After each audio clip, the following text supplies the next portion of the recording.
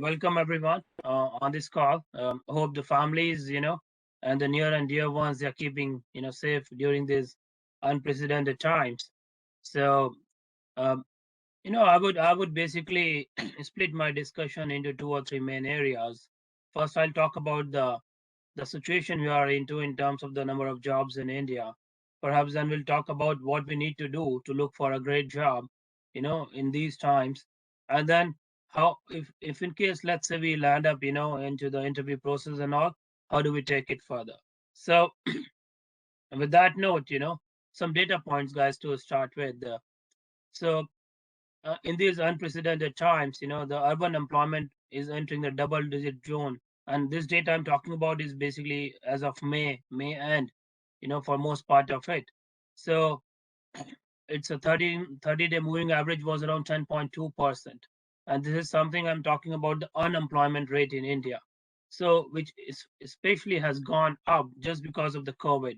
If you look at uh, the April data, it was somewhere around like 12%, while it has actually, gone down all the way to 12.7%, by end of, May, which is like, it is basically on Business Today's data analysis, but these are the numbers which tells us that the unemployment rate actually has increased in spite of all the efforts that the governments, and the state governments are putting into.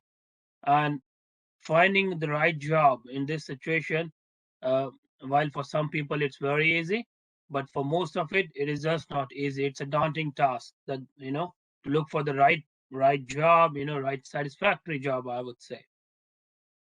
But in spite of all that, there are ways, there are mechanisms wherein you can see that if you do certain things right, you can definitely land up into a great job, a good job that may align with your, goals and the vision that you would like to aspire for. So, you know, I don't know how many of you would know about this or not, but if let's say there are 250 applications for a particular job, only six applications are picked for the next level of, discussions on the rounds. So, which is just not even one, I would say 1 to 2% at the best. So the the rate of, selection is very, very low. So how do we ensure that, let's say, if we like some job and if we really put in some, let's say, hard effort to apply for the job, our application is picked? So that's something, something that we will talk about very briefly on this call. But if you have any questions, you can reach out to us. Uh, but there are ways, folks. But just remember, six applicants out of 250, and this data is based on the Glassdoor. So Glassdoor analysis. So something which is very prominent from India's context. And one more thing, and let's say even if your resume is picked, so a recruiter in generally spends just 7 to 10 seconds on a profile. So which is almost like a very cursory, visit on the profile. They may or may not like the profile. So how do we ensure that we get their attention, for those 7 to 10 seconds? So I mean, these are the some, data points that you can keep in mind to ensure that if we are doing something, it attracts the right attention. So so what do we do? First and foremost, I would say nail the goal. You need to know that what area you are really expert at. And then once you have that goal, once you have that visibility and understanding, just nail it. And how do we nail it? Match your expertise. Match your expertise with your goal, because that's very, very important. What's happening nowadays, that people, they tend to apply, and especially people with low experience, they tend to apply at multiple places. Don't do that. As I said, out of 250, only six are picked, and within six, only 10 seconds are spent on every profile to be taken to the next level. So match your expertise, be sure that your goal is very, very clear and where you would like to apply. So selection of the right job opportunities is paramount. Once you select the right job opportunity, the next step would be, how do we match our profile with that job opportunity? And it is more towards, applying right now, application for the job. Basically, how to find the right and the great job. So don't apply for all the open vacancies, because it's not going to help you. It's not going to help anyone in the process.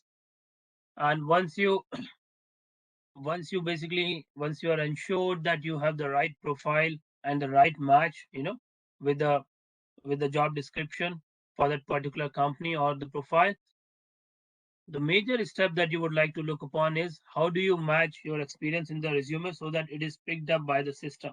See what's happening, a lot of companies, and I would say almost like 40% of the companies between different sectors, they are talking about the AI algorithms and all to pick upon the right candidates for the jobs. So system does a lot of matching nowadays, and you need to ensure that all these AI tools, the tools which are embedded in the systems, they pick your profile as a first step. So what is more important is the description of the data in the profile. For example, if you are a great salesperson for a manufacturing company, um, you don't have to talk about your sales experience. Talk about the numbers. You know, tell the person that, okay, I've done, let's say, 100 crores of business in last 7 or 8 years. Something on those lines, which is more data centric and which is more appealing with less of words. Because these algorithms, they do look into the numbers to pick the profiles. So and other important things. So two things. One is, try to make it more data centric. Make sure your personal details are really correct. There was again a study which talks about 76% of the emails are not entered properly in the profiles. So that actually leads to a lot of wastage, of time and effort by everyone. I mean, while we apply to a job, and if our personal details are not correct, it will lead basically for the rejection. So you can imagine, 250 people have applied, only six have been picked up, and the majority of the reasons for this basically selection is more on the email addresses, the type of profile you have generated, whether it's data centric or not. So idea is how we can make it crisp, match our expertise with the job that we have in place, and then with the right personal details and the right wordings in the profile, so that system picks you. You get basically selected in these six, profiles that generally is basically an average out of 250 profiles that are submitted for any job.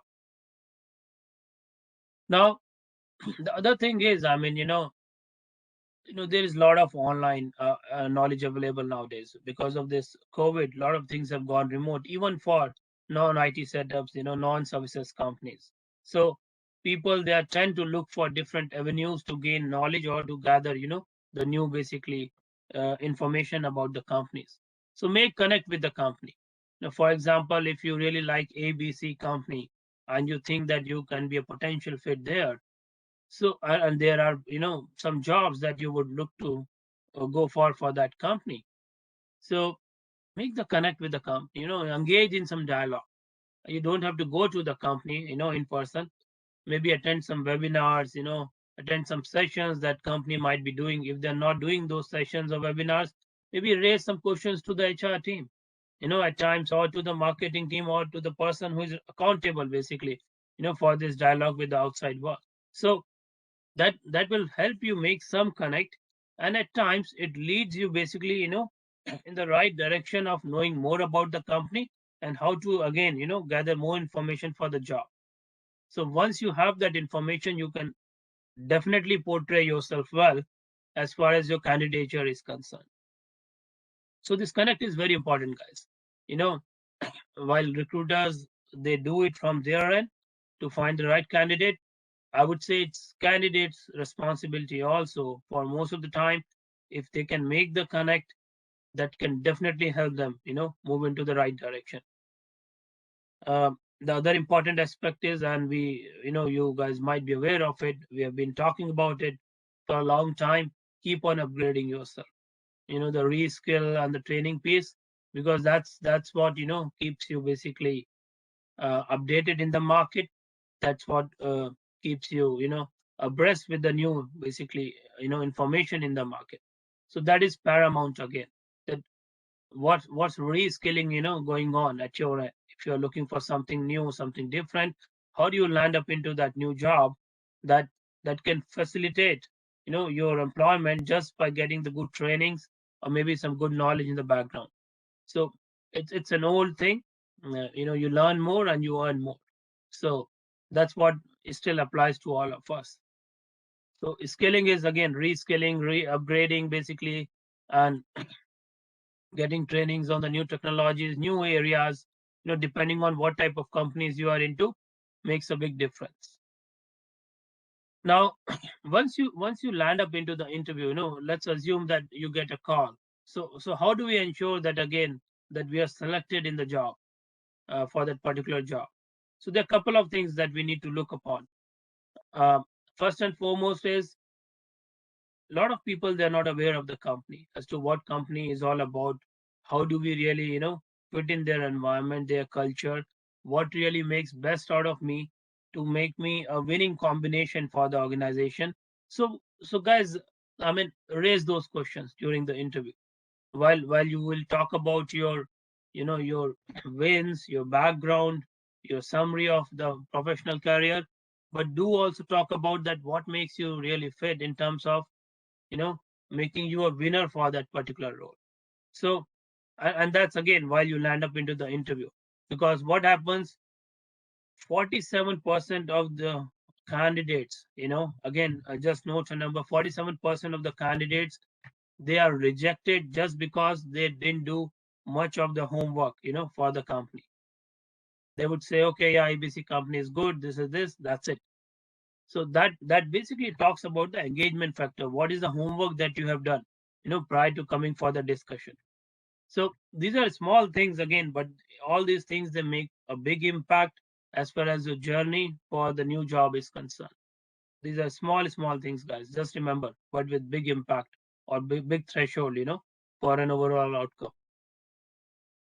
So so that's it. And if you land up into the interview, that's great. That's a success. If not, still keep in touch, because that's the only way for you to show your engagement, your alignment or your attraction for that organization. Companies, they generally look for the candidates, who are not selected, let's say in the past 6 months. They again recycle those candidates. Most of the organizations, big and small. Um, so so that's basically, in a nutshell. I would like to talk about that, how you can land up into the right and the great job just by following these small steps. And at Judge, we do prepare our people, I mean, while talking to the clients. So it's, while it's not the job interviews for our people, but they do homework at their end to ensure that they get the right success. Basically, again, it's a process that they follow, and that's what leads to basically the success. So with that note, I would like to hand it over to Shan and Reshmi. They will talk more about, uh, the processes which are more aligned to Judge, and an overall journey, for your employment in these times. Thanks, everyone.